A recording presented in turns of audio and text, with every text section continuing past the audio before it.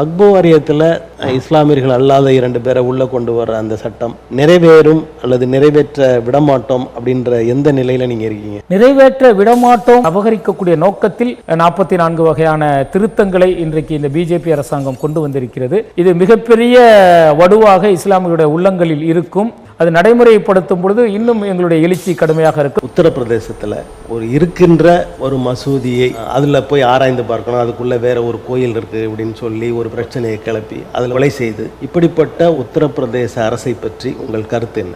எப்படி பாபர் மசூதி இருந்த இடத்தில் ராமர் பிறந்தார் என்று சொல்லி கலவரத்தை உண்டாக்கி நாட்டில் ஒற்றுமையை குலைத்தார்களோ, அதுபோல இன்றைக்கு இந்த சாஹின் ஜமா பள்ளிவாசலில் எங்களுடைய கிரிகிர் மந்திர் இருந்த இடம், இங்குதான் கல்கி மறு அவதாரம் தோன்ற போகிறார் என சொல்லி எல்லாம் இன்றைக்கு ஒரு பிரச்சனையை அவர்கள் உருவாக்கி இருக்கிறார்கள். அதாவது அதானி பெரும் பிரச்சனையாக கிளம்புது. இதை மடைமாற்றுவதற்கு இந்த வேலையை செய்கிறாங்களா? உலக நாடுகளே பேசக்கூடிய ஒரு மிகப்பெரிய ஊழலை அதானி செய்திருப்பதாக இன்றைக்கு அமெரிக்காவில் இருக்கக்கூடிய நியூயார்க் கிழக்கு நீதிமன்றம் பிடிவாரண்டை பிறப்பித்திருக்கிறார்கள். ஒரு இந்தியனுக்கு பிடிவாரண்ட்னா அது இந்தியாவுக்கு தலைக்குனிவு. அண்ணா திராவிட முன்னேற்ற கழகத்தின் பொதுச் செயலாளர் எடப்பாடி அவர்கள் உங்களுக்கு வாக்குறுதிகள் தந்தார் அப்படின்னு சொல்றீங்க. இதற்கு முந்தி சிறுபான்மையினருக்கு எதிரான சில சட்டங்கள் வரும்போது அதுக்கு ஆதரவு கொடுத்தவர் மறுபடியும் அந்த நிலைக்கு போய்விடுவார் என்ற சந்தேகம் உங்களுக்கு இல்லையா? வரக்கூடிய சட்டமன்ற தேர்தலில் அவருக்கு வாழ்வா சாவா என்கின்ற மிகப்பெரிய ஒரு சவாலை எதிர்நோக்கி இருக்கிறார். கட்சிக்குள்ளே இருக்கு நாட்டிலையும் அவர் தமிழகத்தில் ஆட்சிக்கு வந்துடணும் அப்படிங்கிறதுல எதிர்பார்க்கிறார். அல்லது பெரிய அளவில் தோல்வி சந்தித்தால் அவருடைய பொதுச்செயலாளர் பதவியே கேள்விக்குறியாகும் என்கின்ற ஒரு நிலையும் இருக்கிறது. சென்னை மாநகரத்தில் கோயில் மூலமாக நிர்வகிக்கப்படுகிற கல்லூரியில் இந்து சமய மக்கள் மட்டும்தான் அந்த பணிக்கு தேர்ந்தெடுக்கப்பட வேண்டும் என்று நீதிமன்றம் ஆணையிடுகிறது. ஆனால் வக்பு வாரியத்தில் மாத்திரம் வேற சமயத்தினர் உள்ள கொண்டு வரலாம் அப்படின்ற ஒரு சட்டத்தை எடுப்பதற்கான காரணம் என்ன நினைக்கிறீங்க? வக்போர்டு எப்படி இருக்கிறதோ அதுபோல இந்து அறநிலைத்துறையிலும் மாற்று மத மக்கள் விண்ணப்பிக்கக்கூடிய வாய்ப்பினை வழங்கலாம் என சொல்லி இருக்கலாம். ஆனால் அது ஒரு கலைக்கல்லூரி, அங்கே கல்வியை தான் சொல்லி தர போறாங்க. அதில் ஒரு இஸ்லாமியர் சொல்லி கொடுத்தானா கிறிஸ்துவர் சொல்லி கொடுத்தானா இதுல ஒண்ணுமே கிடையாது. ஆனால் நீதிமன்றம் அதை அந்த வழக்கை தள்ளுபடி செய்திருப்பது நமக்கு ஆச்சரியத்தை ஏற்படுத்துகிறது.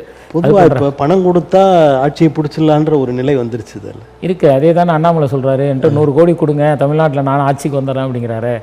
அவர் சொல்றது உண்மை தானே, காசு இருந்தால் நடக்குங்கிறதா உண்மை. அப்போ பிஜேபியும் காசு இருக்கிறனால தான் மத்தியில் வருதுங்கிறத ஒத்துக்கிறாரு அப்படின்னு நினைக்க வேண்டியது. நடிகர் விஜய் அவர் கட்சி ஆரம்பிச்சு திரட்டி மாநாடு நடத்தியிருக்கார். தமிழக அரசியலில் ஒரு புதிய மாற்றத்தை ஏற்படுத்துவார். அவருடைய வரவை பற்றி நீங்க என்ன நினைக்கிறீங்க? அண்மை காலங்களில் வெற்றி பெற்ற விஜயகாந்தை நீங்க பேசலாம்ல, ஏன்னா எதிர்கட்சி அளவுக்கு வளர்ந்தாங்களே. இல்லை, விஜயகாந்தை பொறுத்தவரை அவர் அரசியல் செய்த விதங்கள் வேறு. சட்டமன்றத்தில் ஒரு எதிர்க்கட்சியாக இருந்து தன்னுடைய அந்த வலிமையை நிரூபித்தவர். ஒரு எதிர்க்கட்சி எப்படி இருக்க வேண்டும், எப்படி கேள்விகள் எழுப்ப வேண்டும். ஜெயலலிதாவோடு அவர் செய்த அரசியல்லாம் பார்த்தீங்கன்னா இன்றளவும் மறக்க முடியாத அரசியல். அந்த வகையில் விஜயை ஒப்பிட்டோம் அப்படின்னா மலைக்கும் மகுடுக்கும் ஒப்பிடக்கூடிய ஒரு விஷயம். இன்னைக்கு விஜய்க்கு ஆயிரக்கணக்கான மக்கள் வந்திருக்கலாம். இன்றைக்கு பச்சிலம் குழந்தைகள் வேணா விஜய்க்கு ரசிகர்களா இருக்கலாம். அது 18 வயசு வந்ததுக்கு அப்புறம் தான் வாக்களிக்க முடியும். அது வரைக்கும் விஜய் காத்து கொண்டு இருக்கணும். ஆனா விஜய் அரசியலில் வெற்றி பெறுவாரா என்பது பொறுத்திருந்து பார்க்க வேண்டும். பல இடங்களில் பல காலமாக ரஜினிகாந்தை விமர்சித்து எதிர்த்து வந்த சீமானவர்கள் திடீர்னு போய் அவரை சந்திக்கிறாரு, அரசியல் பேசணும் அப்படின்றாரு. சங்கிகள்லாம் நண்பன் அப்படின்றாரு. இதை எப்படி பார்க்குறீங்க? சீமானை பொறுத்தவரை பச்சோந்தியோடு ஒப்பிடலாம். அவர் நிறம் மாறக்கூடியவர், அரசியல் சூழ்நிலைக்கேற்ப நிறம் மாறக்கூடியவர். நான் ஒருபோதும் பிஜேபி ஆதரிக்க மாட்டேன் என சொல்லி கொண்டு தான் மும்பையில் போய் பிஜேபி ஆதரித்து பிரச்சாரம் செய்து வந்தவர். இன்னைக்கு விஜய் கட்சி ஆரம்பித்திருப்பது மற்ற கட்சிகளுக்கு எந்த அளவுக்கு அதிருப்தி ஏற்படுத்தியதோ இல்லையோ, சீமானுக்கு மிகப்பெரிய அளவிற்கு அதிருப்தி ஏற்படுத்தி இருக்கிறது. உலக தமிழர்களுக்கும் தமிழறிந்த மாந்தர்களுக்கும் தமிழன் தொலைக்காட்சியின் வணக்கம். இன்று நமது அரசியல் அரங்கம் நிகழ்விற்கு தமிழ்நாடு தவ்ஹீத் ஜமாத்தின் மாநில பொதுச் செயலாளர் திருமிகு முஜிபுர் ரஹ்மான் அவர்கள் வருகை தந்திருக்கிறார். அவரோடு நாம் பேசுவோம். ஐயா வணக்கம். கடந்த சில நாட்களுக்கு முன்பு உத்தரப்பிரதேசத்தில் இருக்கின்ற ஒரு மசூதியை அதில் போய் ஆராய்ந்து பார்க்கணும், அதுக்குள்ளே வேற ஒரு கோயில் இருக்குது அப்படின்னு சொல்லி ஒரு பிரச்சனையை கிளப்பி அதில் ஒரு 3 பேரை கொலை செய்து, இப்படிப்பட்ட ஒரு நிகழ்வை நடத்தி கொண்டிருக்கிற உத்தரப்பிரதேச அரசை பற்றி உங்கள் கருத்து என்ன? உத்தரப்பிரதேச அரசை பொறுத்தவரை மத கலவரத்தை தூண்டி அரசியல் செய்யக்கூடியவர்கள் என்பது நாடறிந்த உண்மை.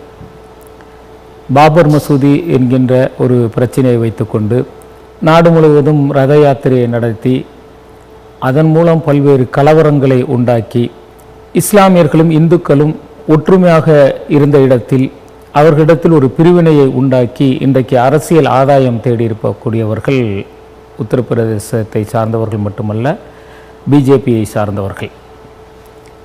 அவர்களுக்கு எப்போதெல்லாம் தோல்வி முகம் ஏற்படுகிறதோ, எப்போதெல்லாம் நாட்டில் பொருளாதார வீழ்ச்சி அடைகிறதோ, அப்போதெல்லாம் நாட்டில் மக்களிடத்தில் உணர்ச்சிகரமான பிளவுகளை ஏற்படுத்தி அதன் மூலம் பொருளாதார சீரழிவை மக்கள் கவனத்திலிருந்து திசை திருப்பக்கூடிய நிகழ்வுகளை தொடர்ச்சியாக செய்து கொண்டு வருகிறார்கள்.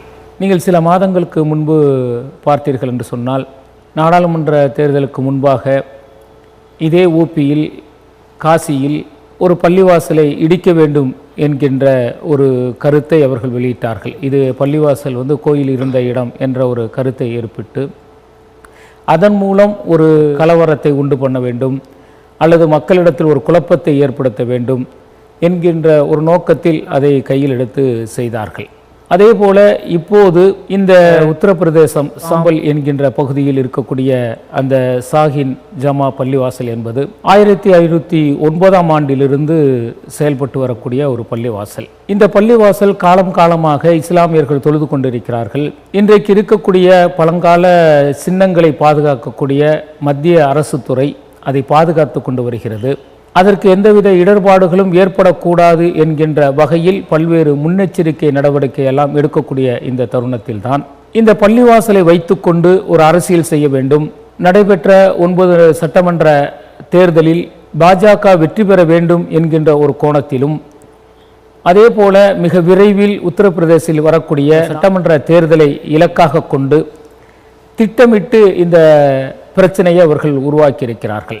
எப்படி பாபர் மசூதி இருந்த இடத்தில் ராமர் பிறந்தார் என்று சொல்லி ஒரு கலவரத்தை உண்டாக்கி நாட்டில் ஒற்றுமையை குலைத்தார்களோ, அதுபோல இன்றைக்கு இந்த சாஹின் ஜமா பள்ளிவாசலில் எங்களுடைய கிரிகிர் மந்திர் இருந்த இடம், இங்குதான் கல்கி மறு அவதாரம் தோன்றப் போகிறார் என சொல்லி எல்லாம் இன்றைக்கு ஒரு பிரச்சனையை அவர்கள் உருவாக்கியிருக்கிறார்கள். இந்திய நாட்டின் அனைத்து மக்களும், குறிப்பாக சிறுபான்மை மக்கள், நாட்டின் நீதிமன்றத்தை பெரிய அளவிற்கு நம்பி இருக்கிறார்கள். நீதி வழங்குவார்கள், நீதியை கடைபிடிக்கக்கூடியவர்களாக அவர்கள் இருப்பார்கள், நாட்டின் ஒற்றுமைக்கு அவர்கள் பெரிய பாலமாக இருப்பார்கள் என்கின்ற நம்பிக்கை நீதித்துறையின் மீது அனைத்து தரப்பு மக்களுக்கும் இருக்கிறது. ஆனால் ஒரு வழக்கறிஞர் இந்த பள்ளிவாசலில் ஏற்கனவே கோவில் இருந்தது என ஒரு வழக்கு தொடர்கிறார். வழக்கு தொடர்ந்த ஒரு வாரத்திற்குள் தொல்லியல் துறை சென்று அங்கு கோயில் இருந்ததா என ஆய்வு செய்ய வேண்டும் என ஒரு வாரத்திற்குள்ளேயே இவர்கள் உத்தரவை பிறப்பிக்கிறார்கள் என்று சொன்னால், பல வழக்குகள் 30-40 ஆண்டுகள்லாம் நிலுவையில் இருக்கு. இது மட்டும் ஒரு வாரத்தில் முடிக்கணும். இது மட்டும் பார்த்தீங்க அப்படின்னா ஒரு வாரத்தில் அவர் வழக்கு தொடர்கிறாரு. வழக்கு தொடர்ந்த உடனே நீதிமன்றம் என்ன சொல்கிறது என்றால், அதில் ஆய்வு செய்யணும், தொல்லியல் துறை சென்று ஆய்வு செய்யணும் அப்படிங்கிற ஒரு உத்தரவை பிறப்பிக்கிறாங்க. நீதிமன்றமும் ஒரு சார்பாக நடக்கிறது மாதிரி தானே தெரியுது. அதில் நீதிமன்றங்களை பொறுத்தவரை எல்லோரையும் குற்றம் சொல்ல முடியாது. இப்போ ஓய்வு பெற்ற சந்திரசூட் அவர்கள் பார்த்தீங்க அப்படின்னா சில விஷயங்களில் நேர்மையாக நடந்தார், நல்ல நீதிபதி என்கின்ற ஒரு நற்பெயரை பெற்றார். ஆனால் பல விஷயங்களில் எங்களுக்கு அதிர்ப்பு தரக்கூடிய தீர்ப்புகளை அவர் வழங்கியிருக்கிறார். அப்போ ஒரு சில நீதிபதிகள் செய்யக்கூடிய தவறுகளை வைத்து ஒட்டுமொத்தமாக நம்ம நீதித்துறையின் மீது களங்கம் ஏற்படுத்த யாருமே விரும்பவில்லை. குறிப்பாக சிறுபான்மையினர் விரும்பவில்லை. ஒரு சிலர் செய்யக்கூடிய தவறுகள் அது அவர்களை சார்ந்தே இருக்கும். ஆனால் பெரும்பான்மையான நீதிபதிகள் நீதியை வழங்கக்கூடியவர்களாக இருப்பார்கள் என்கின்ற நம்பிக்கை இருக்கிறது. அப்போ 500 ஆண்டுகளுக்கு பழமையான ஒரு பள்ளிவாசல், அதில் போய் தொல்லியல் துறை போய் ஆய்வு செய்யணும் அப்படின்னு சொல்கிறது பார்த்தீங்க அப்படின்னாக்க ஒரு வாரத்தில் முடிவெடுக்கிறார்கள் என்றால் அந்த மக்களுடைய மனநிலை என்ன, அங்கு எப்படிப்பட்ட நிகழ்வுகள் இருக்கிறது. ஏற்கனவே 1991ஆம் ஆண்டு ஒரு சட்டம் பிறப்பிக்கப்பட்டு இருக்கிறது. பழங்கால சின்னங்கள் 1947இல் என்ன நிலையில் ஆலயங்கள் இருந்ததோ, அது எந்த கிறிஸ்துவ ஆலயங்களாக இருந்தாலும் சரி, இந்து ஆலயங்களாக இருந்தாலும் சரி, முஸ்லிம்களுடைய பள்ளிவாசல்களாக இருந்தாலும் சரி, அதே நிலை நீடிக்க வேண்டும்.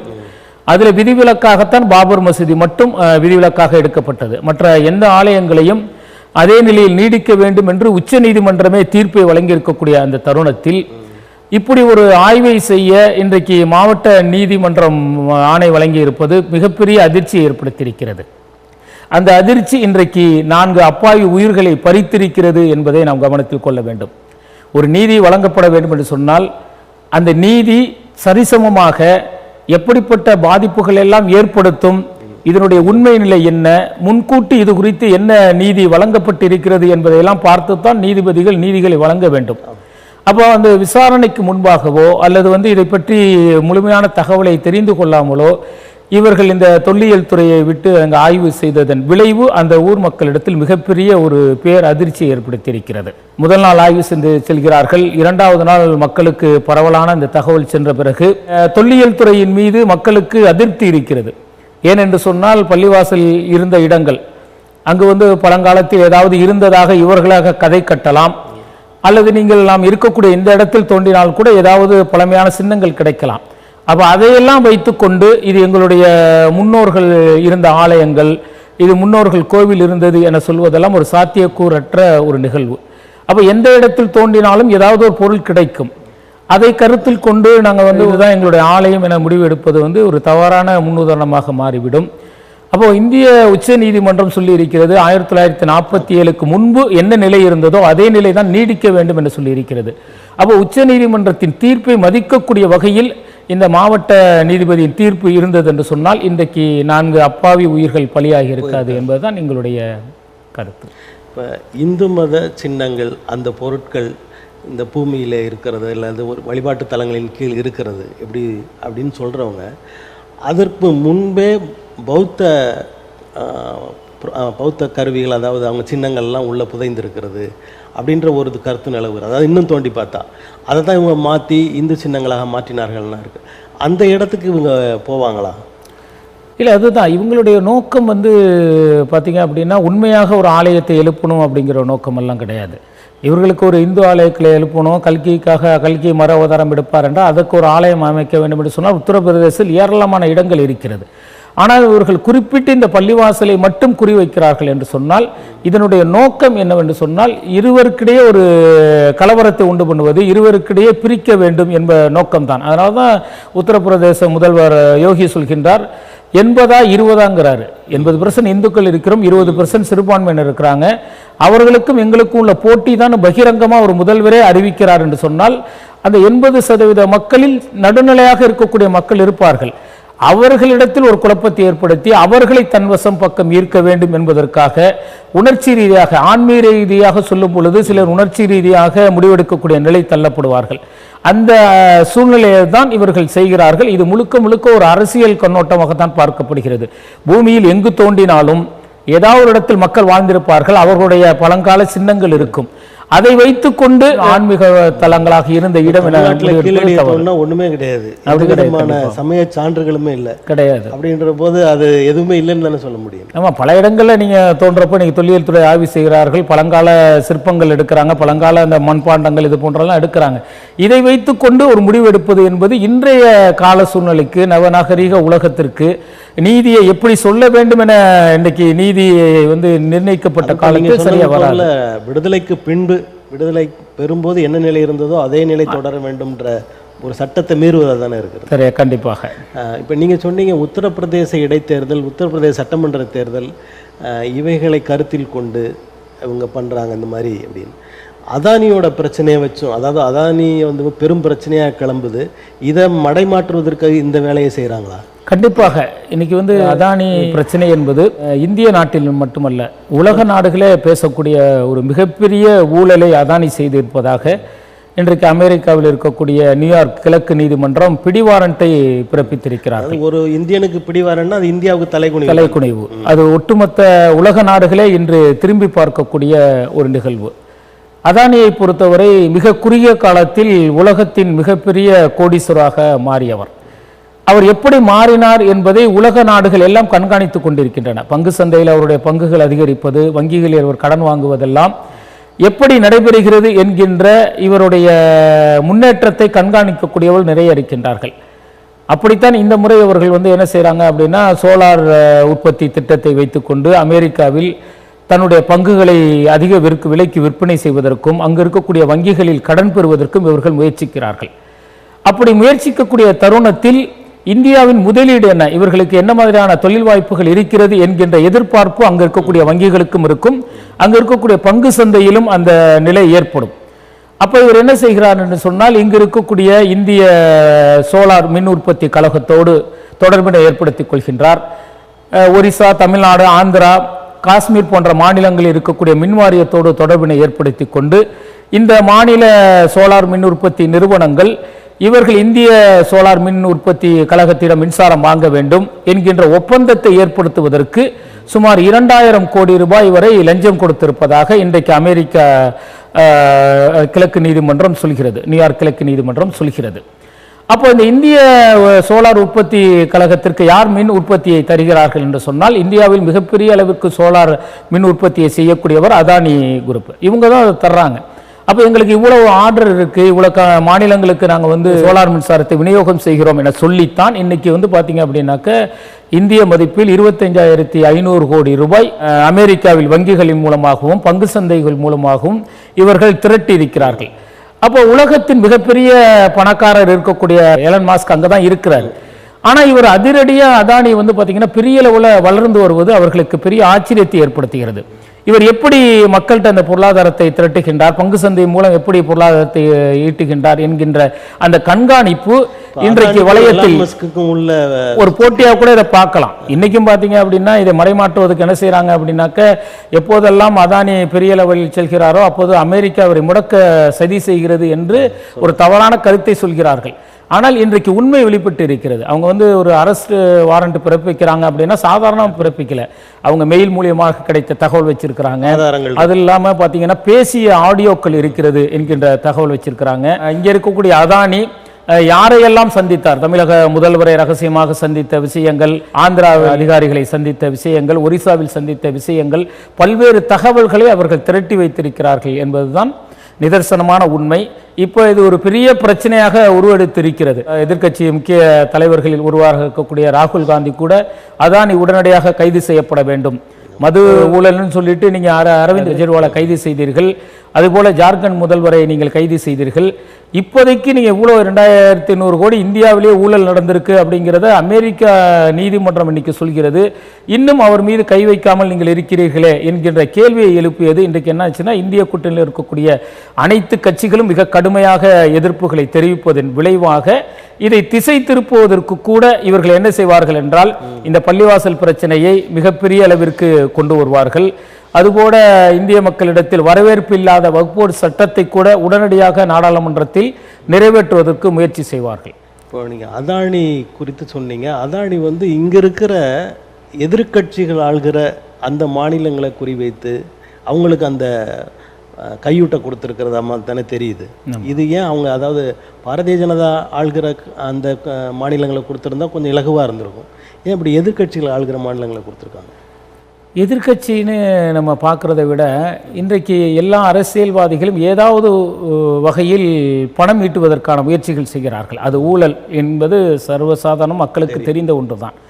நீங்கள் 2016 பார்த்தீங்க அப்படின்னா அதிமுக அரசாங்கம் தமிழகத்தில் வந்து இருந்த பொழுது நிலக்கரி ஊழல் மிகப்பெரிய அளவில் பேசப்பட்டது. இந்தோனேசியாவிலிருந்து தரம் குறைந்த நிலக்கரியை கொண்டு வந்து அதானி தமிழகத்தில் விற்பனை செய்தார். அதன் மூலம் 6000 கோடி ரூபாய் அளவிற்கு மிகப்பெரிய இழப்பீடு ஏற்பட்டது. அதை கூட பார்த்தீங்கன்னா இங்கே அறப்போர் இயக்கம் இன்றைய வரைக்கும் போராடி கொண்டிருக்கிறார்கள். அதுக்கு நீதி கிடைத்த பாடில்லை. இந்த அதானியை பொறுத்தவரை எதிர்க்கட்சி தனக்கு சாதகமாக இருக்க கட்சியெல்லாம் பார்ப்பது கிடையாது. பணம் தான் இவர்களுடைய இலக்கு. அதற்கு வந்து யாரெல்லாம் முக்கிய அதிகாரத்தில் பதவியில் இருக்கிறார்களோ அவர்களிடத்தில் கையூட்டுதலை கொடுத்து அதன் மூலம் அங்கீகாரத்தை பெறக்கூடிய இடத்தில் இருக்கிறார். இதுதான் யதார்த்தமான நிலையை தவிர இவர் பிஜேபி இருக்கிற இடத்திலையும் செய்வார், பிஜேபி ஆட்சி இல்லாத மாநிலங்களிலும் செய்வார்.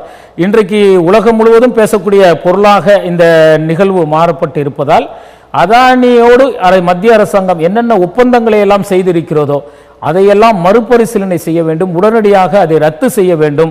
ஏன் என்று சொன்னால், ஒரு ஒப்பந்தம் பெறுறாங்க அப்படின்னாக்க பல ஆயிரம் கோடி ரூபாய் பணம் ஊழலாக கொடுக்கப்படுகிறது. இந்த பணம் கொடுக்கப்படுவது யாரிடத்தில் வைக்கப்படுகிறது என்றால், உதாரணத்துக்கு வந்து நீங்கள் வந்து சோலார் மின்சாரத்தை ஒரு யூனிட்டை ரொம்ப சொற்ப தொகைக்கு வாங்கிவிட முடியும். மாநில அரசாங்கம் மத்திய அரசாங்கத்திலிருந்து வாங்கிட முடியும்.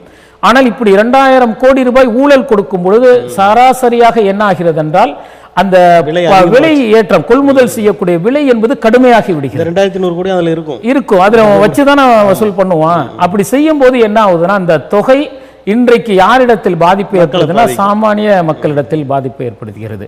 பல ஆண்டுகளாக மக்கள் போராடிட்டு வர்றாங்க. 2 மாச மின் கட்டணத்தை 1 மாசமா குறைங்கன்னு சொல்லி இன்னைக்கு 3 ஆண்டுகளில் மட்டும் பார்த்தீங்கன்னா 40,000 கோடி மின் கட்டணத்தை இன்றைக்கு தமிழக அரசு உயர்த்தி இருக்கிறது. ஆனாலும் இன்னைக்கு மின்துறை பார்த்தீங்க அப்படின்னா நஷ்டத்தில் போகுதுங்கிறாங்க. ஏன் நஷ்டத்தில் போகுது அப்படின்னாக்க இது போன்ற ஊழல்கள் தான். பல 100 கோடி ரூபாய் பணம் வாங்கும் பொழுது அந்த பணத்தை கொண்டு கொள்முதல் செய்யும் போது அதை யார்கிட்ட வைக்கணும்னா மக்கள்கிட்ட தான் வைக்கணுங்கிற ஒரு நிர்பந்தம் அவர்களுக்கு ஏற்பட்டு விடுகிறது. இப்போ நீங்கள் பேசும்போது சொன்னீங்க முதலமைச்சரை பார்த்துருக்காரு அதானி, தமிழக முதலமைச்சரை. அது உண்மைதானா அந்த செய்தி? அது இன்றைக்கு பார்த்தீங்க அப்படின்னா பாட்டாளி மக்கள் கட்சி தலைவர் ராமதாஸ் அவர்கள் பகிரங்கமாகவே அதை செய்திருக்கிறார். நீங்கள் கடந்த ஜூலை 10ஆம் தேதி அதானியை ரகசியமாக சந்திப்பதின் நோக்கம் என்ன, அதனுடைய வெளிப்பாட்டை நீங்கள் உடனடியாக வெளிப்படுத்த வேண்டும் என்று சொல்லியிருக்கிறார். அதற்கு ஒரு அறிக்கை விட்டிருக்கிறாரு. ஆனா இன்றைக்கு ஒரு முன்னணி தலைவர், தமிழகத்தில் மதிக்கக்கூடிய ஒரு தலைவராக டாக்டர் ராமதாஸ் அவர்கள் இருக்கிறார். அவர் கேட்கக்கூடிய கேள்வி நியாயமானது. ஏனென்று சொன்னால் இன்றைக்கு தமிழகத்தை குறிப்பிட்டு இன்றைக்கு அமெரிக்காவில் இருக்கக்கூடிய நியூயார்க் நீதிமன்றம் சொல்கிறது என்று சொன்னால் அந்த நேரத்தில் இந்த ஒப்பந்தம் ஏற்பட்டு இருக்கிறது. அந்த ஒப்பந்தம் இல்லாமலாம் இல்லை. சோலார் மின் உற்பத்தி மூலம் கிடைக்கக்கூடிய மின்சாரத்தை மத்திய அரசாங்கத்திடம் வாங்குவதற்கு தமிழக மின்வாரியம் ஒப்பந்தத்தை ஏற்படுத்தி இருக்கிறது. அப்போ ஒப்பந்தத்தை ஏற்படுத்தக்கூடிய தருணத்திலும் இந்த சந்திப்பு நடந்திருக்கிறது. இந்த சந்திப்பின் உள்நோக்கம் என்ன, எதற்காக அவர் சந்தித்தார் என்கின்ற கேள்வியை தான் ராமதாஸ் அவர்கள் எழுப்பியிருக்கிறார். அவர் ஒரு பதில் சொல்றாரு, துறை அமைச்சர் சொல்லிட்டாரு, நான் சொல்ல வேண்டியது இல்லைன்றாரு. இல்லை, தமிழக முதல்வருக்கு அது மிக முக்கிய கடமையாக இருக்குல்ல. இன்னைக்கு இது ஒரு அமைச்சர் சொல்லி முடிய வேண்டிய விஷயம் அல்ல, ஒரு தமிழக முதல்வர் சொல்ல வேண்டிய விஷயம். ஏனென்றால் அவர் நேரடியாக அதானியை சந்தித்தார் என்பதற்கான ஆதாரங்களை எதிர்க்கட்சிகள், பல கட்சிகள் இன்றைக்கு வலியுறுத்தி கொண்டிருக்கின்றன. அப்போ அதை அவர் சொல்லணும், இது என்ன நோக்கத்திற்காக சந்திக்கப்பட்டது, இந்த ஊழலில் எங்க தமிழகத்துக்கும் அதற்கும் சம்பந்தம் இல்லை என்று சொன்னால் தமிழக முதல்வரே அது குறித்து அறிக்கை வெளியிட்டால் தான் சிறப்பாக இருக்கும். அமைதியாக இருப்பதன் மூலம் அது கடந்து சென்று விடலாம் என தமிழக முதல்வர் நினைப்பதாக தோன்றுகிறது. அதாவது இந்திய ஒன்றியத்தில் மிகப்பெரிய ஒரு பொது நிறுவனம் வாழ்வு காப்பீட்டு கழகம் எல்ஐசி, அதற்கு 9,000 கோடி அளவில் நட்டம் ஏற்படுகிறது இந்த ஒரு அதானியால். அப்படின்றத நீங்கள் எப்படி பார்க்குறீங்க? கண்டிப்பாக அதானியை பொறுத்தவரை மிகப்பெரிய தொழிலதிபர்களாம் வியக்கக்கூடியவர்களுக்கு தான் அவருடைய வளர்ச்சி இருக்கிறது. இன்றைக்கி மற்ற அம்பானி குரூப்பாக இருக்கட்டும், டாடா குழுமங்களாக இருக்கட்டும், அது போன்ற சத்தியம் போன்ற பல குழுமங்களாக இருக்கட்டும், அவர்களெல்லாம் வியந்து பார்க்கிறார்கள். நாங்கள் பல ஆண்டுகளாக இந்த துறையில் பல்வேறு முதலீடுகளை செய்திருக்கின்றோம், பல வெளிநாட்டு நிறுவனங்களோடு ஒப்பந்தங்கள் செய்து தொழில் செய்து கொண்டிருக்கின்றோம். ஆனால் இன்றைக்கு குறுகிய காலத்தில் அதானி இந்த அளவிற்கு வளர்ச்சி அடைந்திருக்கிறார். பல மாநிலங்களின் துறைமுகத்தை தன்னுடைய கட்டுப்பாட்டில் வைத்திருக்கின்றார். பல்வேறு நாடுகளிலிருந்து இறக்குமதி செய்யக்கூடிய அங்கீகாரத்தை பெற்றிருக்கிறார் என்று சொன்னால் ஒரு வலிமையானவருடைய சப்போர்ட் இல்லாமல் இவர் இந்த அளவிற்கு வளர்ச்சி அடைய முடியாது என்கின்ற அந்த கேள்வி எல்லா தொழிலதிபர்களிடத்திலும் ஏற்பட்டிருக்கிறது. அப்போ மிகப்பெரிய அளவிற்கு இவருடைய பங்குகள் விற்பனை ஆகிறது. திடீரென இவர் மீது பாதிப்புகள் ஏற்படும் போது பங்கு கடுமையாக வீழ்ச்சி அடைகிறது. அது நாட்டின் ஒட்டுமொத்த பொருளாதாரத்தையே சீர்குலைக்கக்கூடிய வகையில் இருக்கிறது. இது மிகப்பெரிய ஒரு நிரந்தரமற்ற ஒரு சூழல். பொருளாதாரத்தில் அப்படி இருக்கக்கூடாது. ஒரு நிரந்தரமான நிலை இருந்தால்தான் நாட்டின் வளர்ச்சி சீராக இருக்கும். பொது நிறுவனங்களை பொறுத்தவரை இந்த மாதிரியான ஆட்களோட அவங்க நிறுவனங்களின் பங்குகளை வாங்கக்கூடாது என்ற சட்டங்கள்லாம் எதுவும் கொண்டு வர முடியாதா? இல்லை, இன்றைக்கு வெளிப்படையாகவே தெரியும். நீங்கள் சில ஒரு ஆண்டுகளுக்கு முன்பு பிரதமர் நரேந்திர மோடி எந்த நாடுகளுக்கெல்லாம் சென்றாரோ அந்த நாடுகளுக்கெல்லாம் அதானி சென்றிருக்கிறார் என்பதுதான் யதார்த்தமான உண்மை. அப்போ சென்ற பிறகு அந்த நாட்டோடு மிகப்பெரிய அளவிற்கு ஒரு ஒப்பந்தம் ஏற்படுகிறது. ஆஸ்திரேலியா நிலக்கரி பல விஷயங்களை சொல்லலாம். அப்போ வெளிநாடுகளிலே ஒப்பந்தம் கிடைக்கிறது என்று சொன்னால் நாட்டின் பிரதமராக மோடி இருக்கிறார். நாட்டின் பிரதமர் கீழே தான் பல்வேறு பொதுத்துறை நிறுவனங்கள் இருக்கிறது. அப்போ அந்த நிறுவனங்கள் எல்லாம் இயல்பாகவே இவரை நாடுவது இயல்புதான். அது எல்ஐசி மட்டும் விதிவிலக்காக இருக்க முடியாது. இதனால் மக்களுக்கு பெரும் துயர் ஏற்படுகிறது, நட்டம் ஏற்படுகிறது. அப்படின்ற போது இதை எதிர்க்கட்சிகள் எந்த அளவிற்கு கொண்டு போய் சேர்க்கும்னு நினைக்கிறீங்க? அதாவது அரசிடம் நாடாளுமன்றத்தை இயல்பாக நடத்துவதற்கு, சுமூகமாக நடத்துவதற்கு அனைத்து கட்சி கூட்டம் நடந்தது. அந்த கூட்டம் முடிந்த பிறகு தமிழகத்தின் எம்பி டிஆர் பாலுவாக இருக்கட்டும், திருச்சி சிவாவாக இருக்கட்டும், அவர்கள் பத்திரிகையாளர் சந்திப்பின் பொழுது அவர்கள் என்ன கூறினார்கள் என்பது வியக்கத்தக்கக்கூடிய ஒரு நிகழ்வு. அதானி பிரச்சனை நாடு முழுவதும் பேசப்பட்டு கொண்டிருக்கிறது. உலகம் முழுவதும் பேசும் பொருளாக இருக்கக்கூடிய ஒரு நிகழ்வை பற்றி அவர்கள் பேசாமல் நாங்கள் வரக்கூடிய குளிர்கால நாடாளுமன்ற கூட்டத்தொடரின் பொழுது மாநிலத்திற்கு கொடுக்கக்கூடிய அந்த பகிர்வு தொகையை முறையாக கொடுக்காமல் இருக்கிறார்கள், அது குறித்து நாங்கள் கேள்வி எழுப்புவோம் என்கின்ற கருத்தை தான் அவர்கள் வலியுறுத்துகிறார்களே தவிர, இந்திய கூட்டணியில் 40 நாடாளுமன்ற எம்பிக்களை வைத்திருக்கக்கூடிய ஒரு திராவிட முன்னேற்றக் கழகம் அதானி குறித்து கேள்வி எழுப்புவதில் தயக்கம் காட்டுவது ஏன் என்கின்ற ஒரு சந்தேகத்தை இந்திய மக்களுக்கு, குறிப்பாக தமிழக மக்களுக்கு ஏற்படுத்தியிருக்கிறது.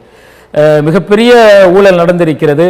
இந்த ஊழல் குறித்து கடுமையாக நாங்கள் கேள்வி எழுப்புவோம் என்பதை திட்டமிட்டு இந்த 2 நாடாளுமன்ற உறுப்பினர்கள் ஏன் தவிர்த்தார்கள் என்பது பார்க்கக்கூடிய ஒன்றாக இருக்கிறது. எதிர்க்கட்சிகள் மிக கடுமையாக எதிர்க்கின்றன.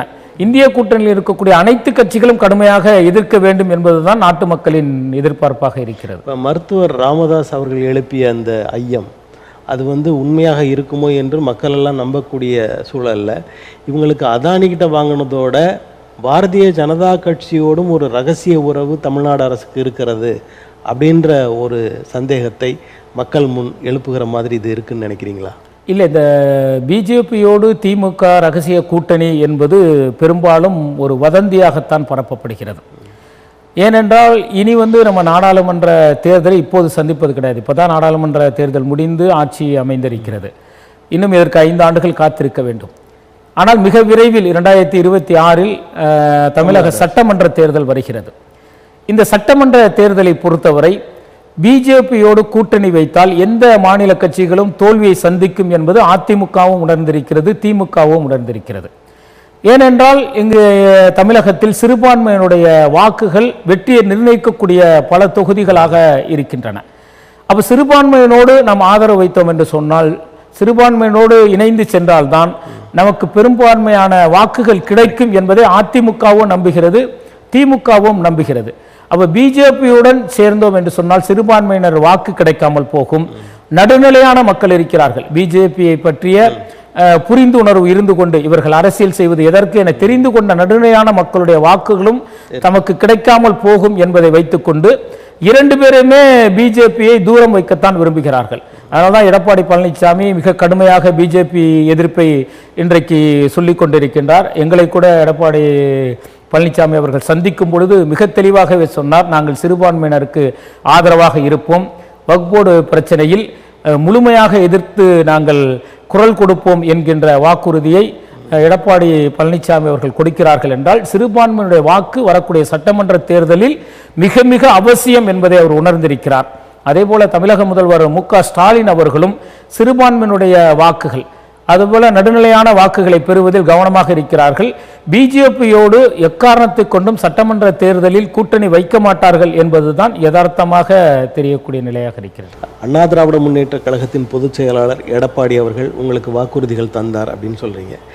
இதற்கு முந்தி சிறுபான்மையினருக்கு எதிரான சில சட்டங்கள் வரும்போது அதுக்கு ஆதரவு கொடுத்தவர் மறுபடியும் அந்த நிலைக்கு போய்விடுவார் என்ற சந்தேகம் உங்களுக்கு இல்லையா?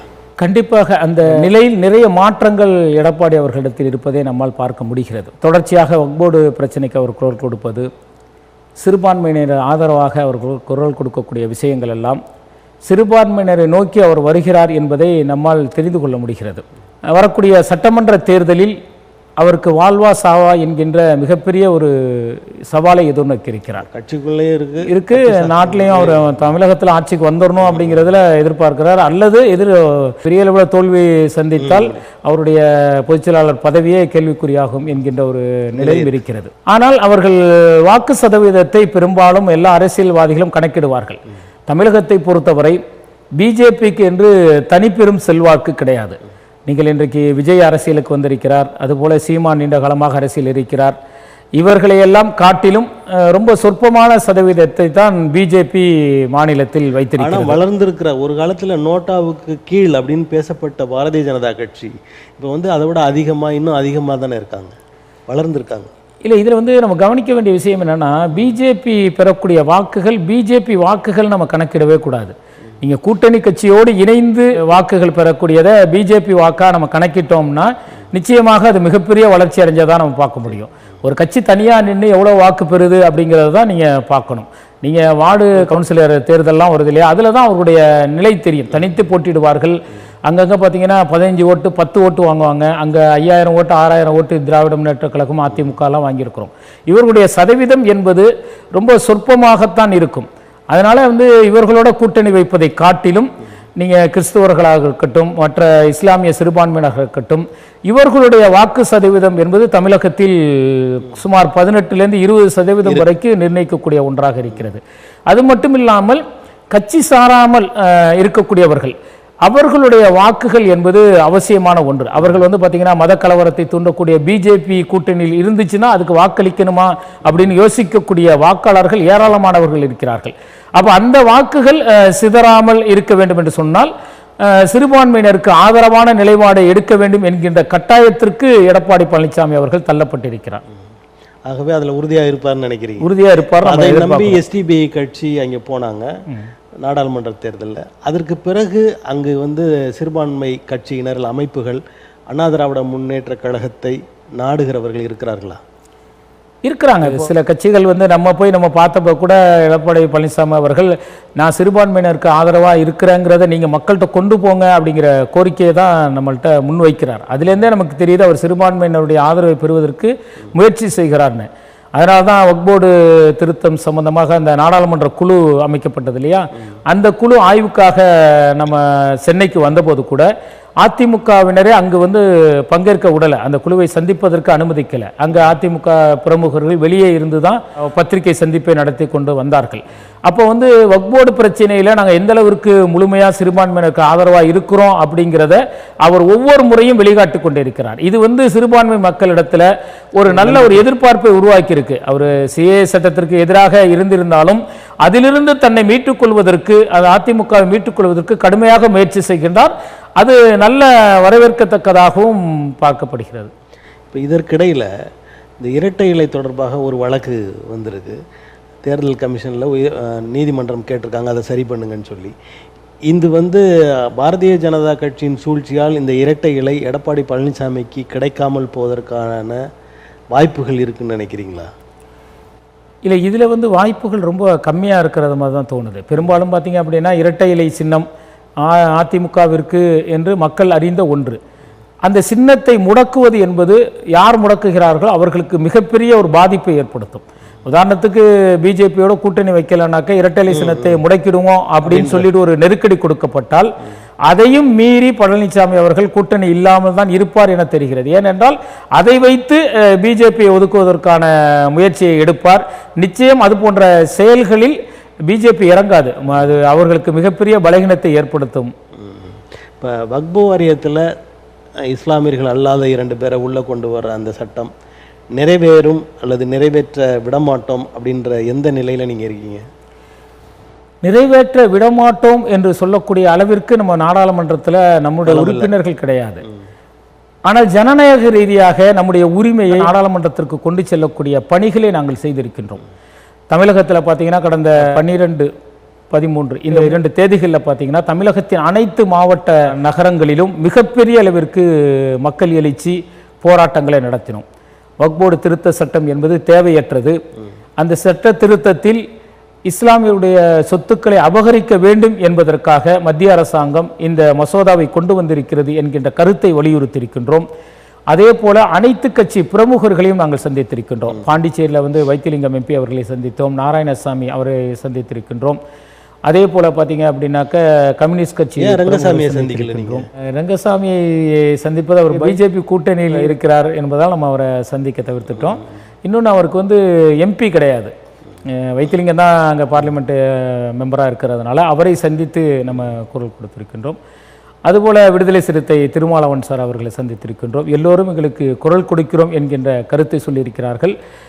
இருந்தாலும் அதிகாரத்தை வைத்துக்கொண்டு நாடாளுமன்றத்தில் இந்த சட்டம் கொண்டு வரப்படுமே ஆனால் நிச்சயம் சிஏஏ சட்டம் எப்படி நிறைவேற்றப்பட்டு இன்றைக்கு முடங்கி கிடைக்கிறதோ, அதே போல் பொது சிவில் சட்டம் எப்படி நிறைவேற்றப்பட்டு இன்றைக்கு செயல்படாமல் முடங்கி கிடைக்கிறதோ, அதுபோல இந்த சட்டமும் முடங்கி கிடக்கும் என்பதுதான் எங்களுடைய எதிர்பார்ப்பாக இருக்கிறது. நிச்சயம் அது நடக்கும். இது ஒட்டுமொத்த இஸ்லாமியர்களையும் பாதிப்படக்கூடிய ஒரு நிகழ்வாக இருக்கிறது. பள்ளிவாசல் ஏதோ ஒரு இடத்தில் பறித்து விட்டார்கள் பாபர் மசூதியை. ஆனால் வக்ஃபு சொத்து என்பது ஒவ்வொரு கிராமத்திலும் ஒவ்வொரு இஸ்லாமியர்கள் வசிக்கக்கூடிய இடங்களிலும் அந்த சொத்துக்கள் இருக்கிறது. அந்த சொத்துக்களை அபகரிக்கக்கூடிய நோக்கத்தில் 44 வகையான திருத்தங்களை இன்றைக்கு இந்த பிஜேபி அரசாங்கம் கொண்டு வந்திருக்கிறது. இது மிகப்பெரிய வடுவாக இஸ்லாமியருடைய உள்ளங்களில் இருக்கும். அது நடைமுறைப்படுத்தும் பொழுது இன்னும் எங்களுடைய எழுச்சி கடுமையாக இருக்கும். ஜனநாயக ரீதியாக மிக பெரிய அளவில் நாங்கள் போராட்டத்தை தொடர்ச்சியாக கையில் எடுப்போம். அண்மையில் ஒரு செய்தி வந்தது. அதாவது சென்னை மாநகரத்தில் ஒரு கோயில் மூலமாக நிர்வகிக்கப்படுகிற கல்லூரியில், அதாவது இந்து சமய மக்கள் மட்டும்தான் அந்த பணிக்கு தேர்ந்தெடுக்கப்பட வேண்டும் என்று நீதிமன்றம் ஆணையிடுகிறது. ஆனால் வக்ஃபு வாரியத்தில் மாத்திரம் வேறு சமயத்தினவர் உள்ளே கொண்டு வரலாம் அப்படின்ற ஒரு சட்டத்தை எடுப்பதற்கான காரணம் என்ன நினைக்கிறீங்க? இல்லை, கண்டிப்பாக அது இந்திய அறநிலையத்துறை மூலம் எங்களுக்கு கிடைக்கக்கூடிய அந்த வருவாயை வைத்து கொண்டு தான் நாங்கள் கல்லூரியை நடத்துகிறோம் என்று அவர்கள் சொல்கிறார்கள். முழுக்க முழுக்க இது மதம் சார்ந்த கல்லூரி என்று சொல்கிறார்கள்.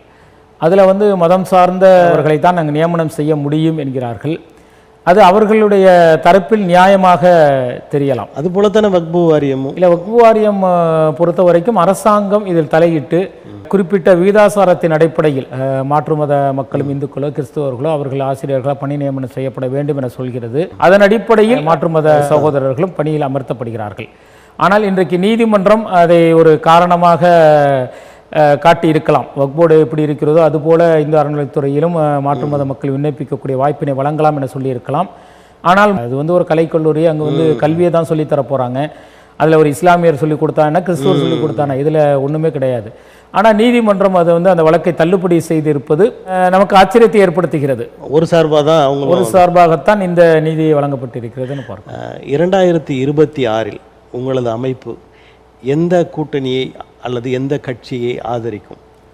தமிழ்நாடு தௌஹீத் ஜமாத் என்பது தமிழகத்தில் இஸ்லாமியர்களின் அதிக உறுப்பினர்கள் கொண்ட ஒரு அமைப்பு. மறைந்த செல்வி ஜெயலலிதா அவர்கள் கூட ஒரு முறை பத்திரிகையாளர் சந்திப்பின் பொழுது தமிழகத்தில் 7.5 லட்சம் உறுப்பினர்கள் கொண்ட மிகப்பெரிய ஒரு அமைப்பு அப்படிங்கிற ஒரு அங்கீகாரத்தை அவர்கள் மக்கள் முன் வழங்கியிருந்தார்கள். அது இன்றைக்கு பல லட்சமாக அதிகரித்திருக்கிறது.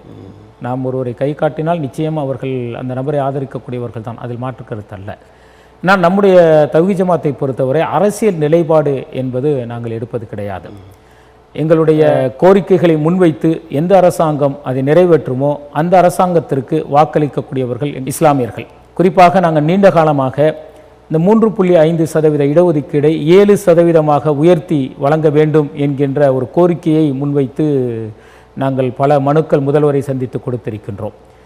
ஒருவேளை திராவிட முன்னேற்ற கழகம் 3.5% இடஒதுக்கீடை அதிகரித்து 7% வழங்கினார்கள் என்று சொன்னால் நிச்சயமாக தமிழ்நாடு தௌஹீத் ஜமாத்தில் இருக்கக்கூடிய உறுப்பினர்கள் மட்டுமல்ல, அனைத்து இஸ்லாமியர்களும் திராவிட முன்னேற்ற கழகத்திற்கு வாக்களிக்கக்கூடிய வாய்ப்பு பிரகாசமாக இருக்கிறது.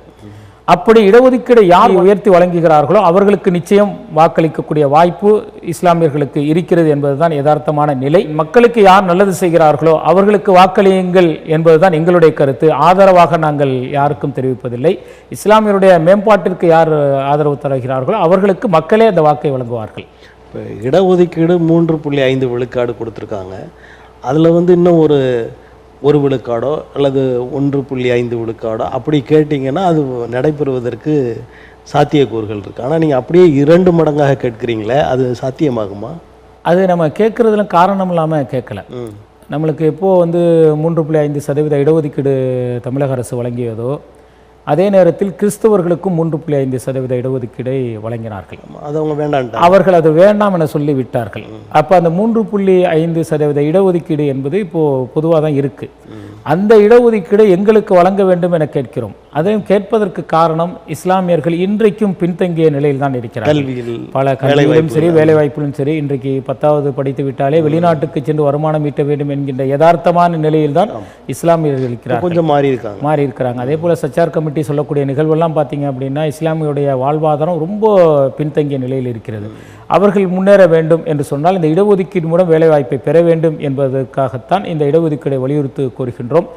3.5% 7 உயர்த்தி தர வேண்டும் என்ற கோரிக்கை இருந்தாலும் பரிசீலனை செய்து அதை சற்று கூடுதலாக அரசாங்கம் செய்தது என்று சொன்னால் அது 7க்கு நெருக்கமாக கூடுதலாக கொடுத்தாங்க அப்படின்னா கண்டிப்பாக அதை நாங்கள் நிச்சயமாக நம்முடைய இஸ்லாமிய மக்கள் நன்றி விசுவாசம் உள்ளவர்களாக உயர்த்தி தரக்கூடியவர்களுக்கு ஆதரவு தெரிவிப்பார்கள். பொதுவாக சிறுபான்மையினர் திராவிட முன்னேற்ற கழகத்தை சார்ந்து அல்ல ஆதரித்தே வந்திருக்கிறார்கள் அப்படின்ற ஒரு வரலாறு இருக்கு. அது மாறும்னு நினைக்கிறீங்களா இந்த தேர்தலில்? எப்போதுமே மாறும். நீங்கள் வந்து நம்ம இது வந்து கலைஞர் காலத்தில் வந்து பரப்பப்பட்ட ஒரு செய்தி, இஸ்லாமியர்கள் வந்து திமுகவுக்கு தான் வாக்களிப்பாங்க அப்படின்னு அந்த முஸ்லீம் லீக் அவரோட இருந்த பொழுது சொன்ன செய்தி. ஆனால் அதெல்லாம் இன்றைக்கு அப்படியெல்லாம் கிடையாது. எங்கள் சமுதாயத்திற்கு எங்கள் மக்களுக்கு யார் நல்லது செய்வாங்களோ அவங்களுக்கு வாக்களிப்பாங்க. இன்றைக்கி எடப்பாடி பழனிசாமி நான் ஆட்சிக்கு வந்தால் 7.5% இடஒதுக்கீடை வந்து நான் தருவேன், 7% தருவேன்னு அவர் வாக்களித்து விட்டார் என்று சொன்னால் நிச்சயமாக ஒட்டுமொத்த இஸ்லாமியர்களும் அவரை ஆதரிப்பார்கள். நீங்கள் இது வேணால் உதாரணத்துக்கு ஒரு சேலஞ்சாக கூட சொல்லலாம். எடப்பாடி பழனிசாமி நான் 7% இடஒதுக்கீடை வழங்கி உயர்த்தி தருவேன்னு சொல்கிறாரு. திராவிட முன்னேற்ற கழகம் ஸ்டெப் எடுக்காமல் இருந்தாங்கன்னா ஒட்டுமொத்தமாக சிறுபான்மையோட வாக்கு நிச்சயம் அதிமுகவிற்கு செல்லும். இப்போ புதிதாக தமிழ்நாட்டில் ஒரு பரபரப்பு, நடிகர் விஜய் அவர் கட்சி ஆரம்பித்து பல லட்சம் பேரை திரட்டி மாநாடு நடத்தியிருக்கார். இந்த விஜய் அவர்கள் தமிழக அரசியலில் ஒரு புதிய மாற்றத்தை ஏற்படுத்துவார் அல்லது மூன்றாவது பெரிய கட்சியாக அவர் இருப்பார், இப்படிப்பட்ட பேச்சுகள்லாம் இருக்குது. அவருடைய வரவை பற்றி நீங்கள் என்ன நினைக்கிறீங்க? தமிழக அரசியல் வரலாறுங்கிறது சினிமா நடிகர்களுக்கு எப்பொழுதுமே அங்கீகாரம் கொடுத்ததில்லை. நீங்கள் வந்து எம்ஜிஆரை தவிர இல்லை, எம்ஜிஆருக்கும் தான். எப்படின்னா எம்ஜிஆரும் வந்து ஒரு அரசியல் கட்சியில் பயணித்தவர். ஒரு சினிமா நடிகராக தனி கட்சியெல்லாம் ஆரம்பித்து அவர் முதல்ல வந்து வெற்றி பெற முடியல. அவர் அண்ணாவோடு பயணித்தார், கலைஞரோடு பயணித்தார். அதன் பிறகு ஒரு கட்சியை தொடங்கும் பொழுது அவருக்கு அரசியல்வாதி என்கின்ற ஒரு தேர்ந்த அரசியல் பிரமுகர் அப்படிங்கிற ஒரு அங்கீகாரம் அவருக்கு கிடைத்தது. சிவாஜி இருந்தார். இன்றைக்கு விஜயை காட்டிலும் அது மாதிரி கட்சியெல்லாம் இருந்தார். விஜயை காட்டிலும் பல மடங்கு கட்சியில் இருந்தும் கட்சியெல்லாம் தனியாக தொடங்கினார். தொடங்கியும் அவரால் வெற்றி பெற முடியல. அதே போல் இன்றைக்கு கமலஹாசன், விஜயோட உலகளவில் ரசிகர்கள் பெற்ற கமலஹாசன் அரசியலில் நிற்க முடியவில்லை. பெரிய எதிர்பார்ப்போடு இருந்த ரஜினி அரசியலுக்கு இறங்க முடியவில்லை. அண்மை காலங்களில் வெற்றி பெற்ற விஜயகாந்தை நீங்கள் பேசலாம்ல, ஏன்னா எதிர்கட்சி அளவுக்கு வளர்ந்தாங்களே. இல்லை, விஜயகாந்தை பொறுத்தவரை அவருடைய திட்டமிடல் ஆரம்ப காலகட்டத்திலிருந்தே சிறப்பாக இருந்தது. மக்கள் நலன்களில் அவர் ஆர்வம் காட்டினார். அதே நேரத்தில் அவர் வந்து அரசியல் செய்த விதங்கள் வேறு. சட்டமன்றத்தில் வந்து ஒரு எதிர்க்கட்சியாக இருந்து தன்னுடைய அந்த வலிமையை நிரூபித்தவர். ஒரு எதிர்க்கட்சி எப்படி இருக்க வேண்டும், எப்படி கேள்விகள் எழுப்ப வேண்டும், ஜெயலலிதாவோடு அவர் செய்த அரசியல்லாம் பார்த்தீங்கன்னா இன்றளவும் மறக்க முடியாத அரசியல். அந்த வகையில் விஜயை வந்து ஒப்பிட்டோம் அப்படின்னா மலைக்கும் மகுடுக்கும் ஒப்பிடக்கூடிய ஒரு விஷயம். இன்றைக்கி விஜய்க்கு ஆயிரக்கணக்கான லட்சக்கணக்கான மக்கள் வந்திருக்கலாம். ஒரு உதாரணத்துக்கு ஒரு 2 லட்சம் மக்கள் வந்திருந்தால் 2 லட்சம் மக்கள் மட்டும் வாக்களித்து விஜய் ஆட்சிக்கு வந்துவிட முடியும்னா முடியாது. இன்றைக்கு பச்சிலம் குழந்தைகள் வேணால் விஜய்க்கு ரசிகர்களாக இருக்கலாம். அது 18 வயசு வந்ததுக்கப்புறம் தான் வாக்களிக்க முடியும். அது வரைக்கும் விஜய் காத்து கொண்டு இருக்கணும். ஆனால் விஜய் வந்து அரசியலில் வெற்றி பெறுவாரா என்பது பொறுத்திருந்து பார்க்க வேண்டும். தனித்து நின்றார் என்று சொன்னால் நிச்சயமாக மிகப்பெரிய தோல்வியை சந்திப்பார். அதில் வந்து அவர் மிக திறமையாக அரசியல் செய்வதாக நான் பார்க்கிறேன். ஏனென்று சொன்னால் அவருடைய அந்த முதல் மாநாட்டிலேயே கூட்டணிக்கான ஒரு அழைப்பை விடுத்திருக்கிறார். அவர் கூட்டணியில் இருந்தால் தான் ஒரு இடத்தை பிடிக்க முடியும் அப்படிங்கிறத அவர் புரிந்து வைத்திருக்கிறார். தேமுதிக தனித்து நின்று எந்த அளவு தோல்வி சந்திச்சாங்க அப்படிங்கிறதெல்லாம் அவருக்கு அரசியல் பாடம் கற்றுக் கொடுத்திருக்கும். அதனால் நிச்சயம் அவர் மிகப்பெரிய ஒரு கட்சியோடு கூட்டணி வைப்பார். அதிலிருந்து சட்டமன்றத்திற்கு சில சட்டமன்ற உறுப்பினர்களை அனுப்பக்கூடிய வாய்ப்பு அவருக்கு கிடைக்கும். கூட்டணியின் மூலம் அந்த வாய்ப்பு கிடைக்க வாய்ப்பு இருக்கு. அதாவது அவர் வந்து இப்போ வந்தவர், அவருடைய தலைமையில் ஒரு பெரிய கட்சி அந்த கூட்டணிக்குள்ள போகுமா?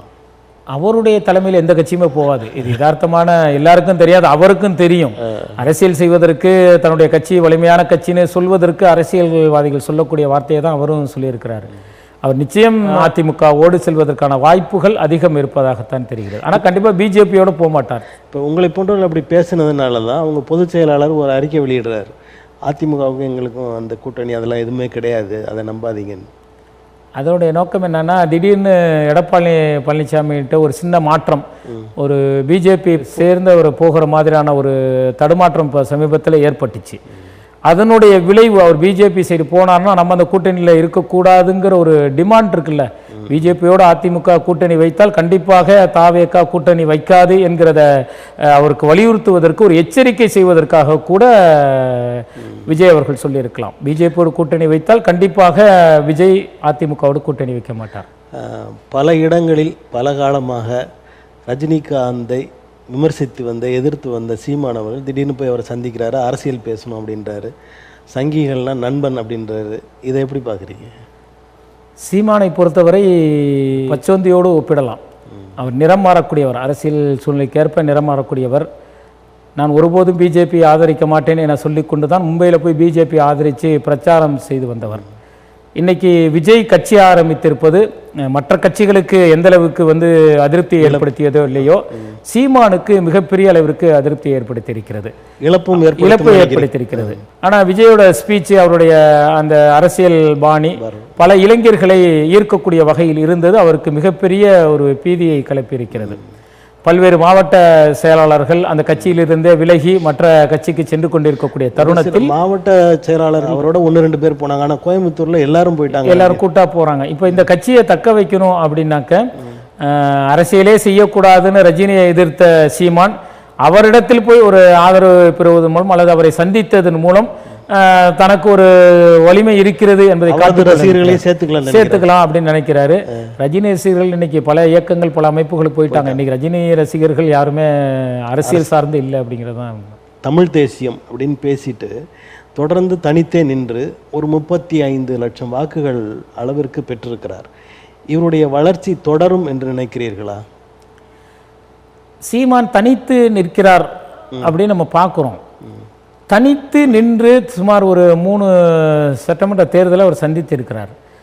இவ்வளவு தூரம் அவர் வலிமையாக நிற்கிறார் அப்படின்னாக்க கண்டிப்பாக அவருக்கு பின்னால் மிகப்பெரிய பொருளாதாரம் சப்போர்ட் செய்யக்கூடிய ஒரு பெரிய அமைப்பு இருக்கு.